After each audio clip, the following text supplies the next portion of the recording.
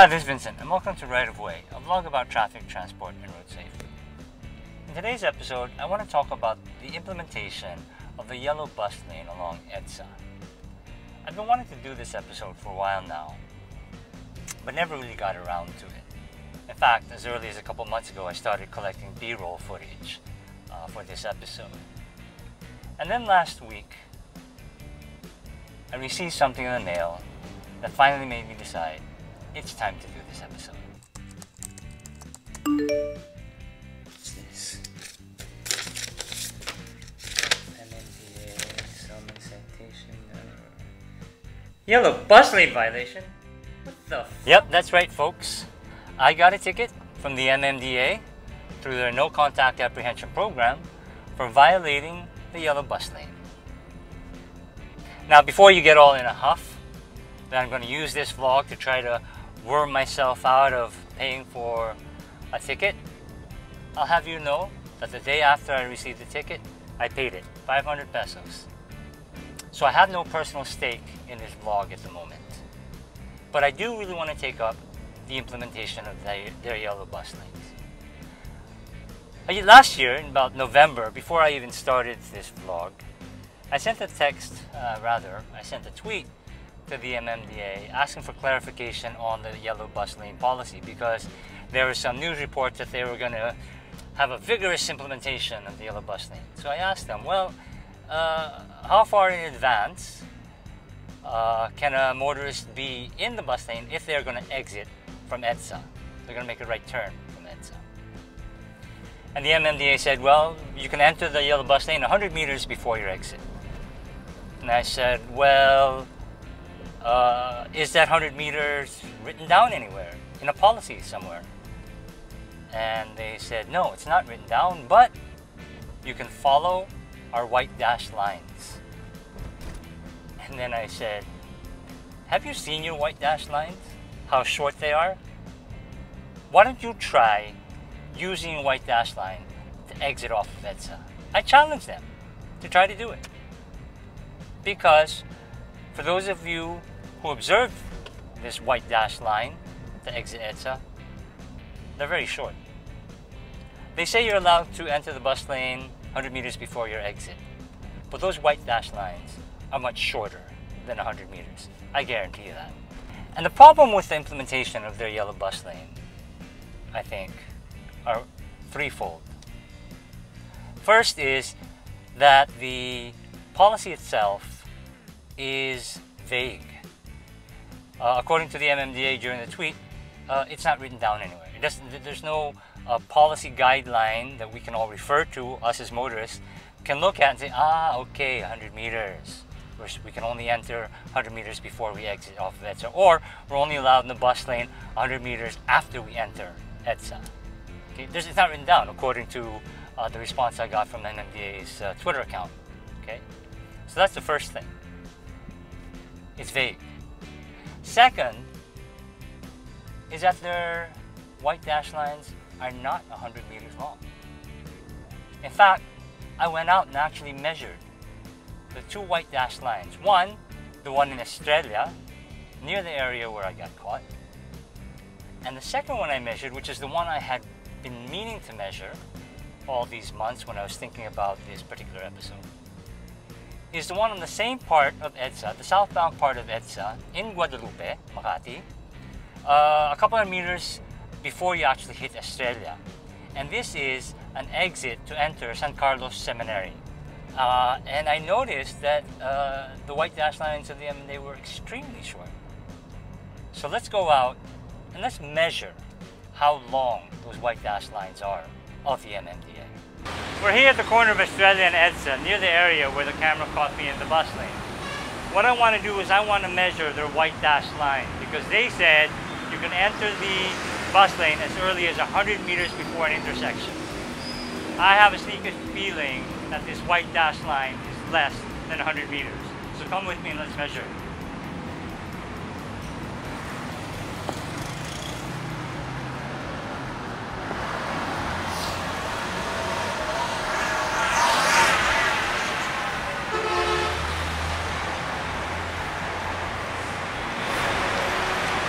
This is a 50-meter tape, so I'm sure I'm not going to run out of tape before we get to the beginning of their white dashed line. Okay, we're almost at the beginning of their white dashed line. It's right about here.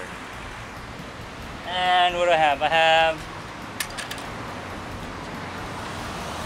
about 42.7-ish. Let's say 43 meters. Their white dashed line is only 43 meters from the intersection.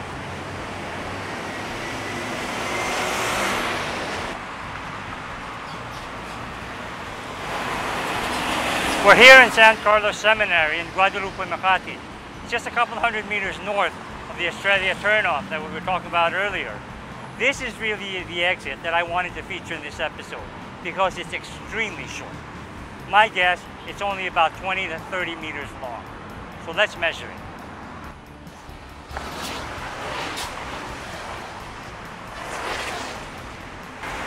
Okay.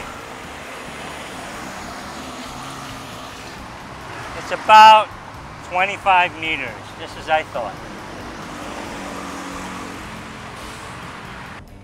Well, no surprise. I've long suspected that those white dashed lines were not 100 meters. The one in Australia is about 43 meters as we measured it. And the one in San Carlos Seminary, I keep on saying cemetery, San Carlos Seminary is 25 meters. Okay? So the first point is, those white dashed lines are not 100 meters long. My second point is that if we were to strictly follow those white dashed lines of the MMDA, that would create a very dangerous situation for both the motorist that's trying to exit and for the motorists around them. So what I did was I actually tried to use those white dashed lines of the MMDA. Let's take a look at how that turned out. So I've been wanting to tape this entry into San Carlos Seminary for a long time. So now I'm finally doing it. Saturday morning, I was expecting to have heavier traffic on EDSA. Where is the heavy traffic on EDSA when you need it? So traffic is relatively light, but I'm going to show you how dangerous it is, even in light traffic, to make a right turn into San Carlos Seminary from EDSA, crossing those two bus lanes in 25 meters. And you'll see that it really is not a recommended thing. So I'm signaling now. San Carlos is coming up. I have this bus right next to me. I'll have to cut right in front of him very drastically. And that doesn't look like a very safe maneuver, actually.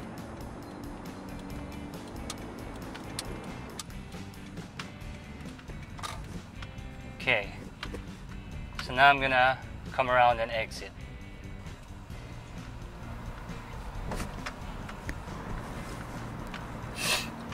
Okay, there's a bus coming, there's a car coming. Sorry you can't see it. And here, make a mad dash to exit onto EDSA. And that's how dangerous it is. The car just honked at me because it is a dangerous move, I'm telling you. It comes out, you're coming out sharply from San Carlos Seminary. The third problem with the yellow bus lane policy of the MMDA is that those white dashed lines don't exist for all points where you can exit EDSA. Take, for example, the southbound side of EDSA from Camp Crame all the way to, let's say, Pioneer.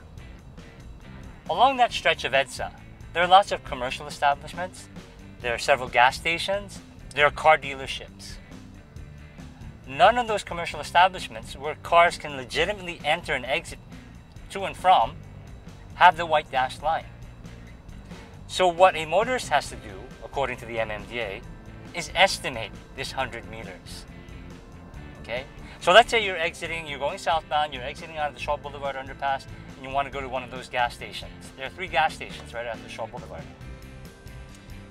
And let's say you want to go to the one that's furthest down the road, which is the Total, almost near Pioneer. If you're not so familiar, and I filled up at that gas station, when you're traveling along EDSA, you don't know exactly where it is because you haven't really memorized it. But you know it's somewhere there, right? So you have to do 2 things. You have to estimate approximately where Total is, so you know when to enter the bus lane. Right? And how many people can actually do that? Enter it exactly or no earlier than 100 meters. Right?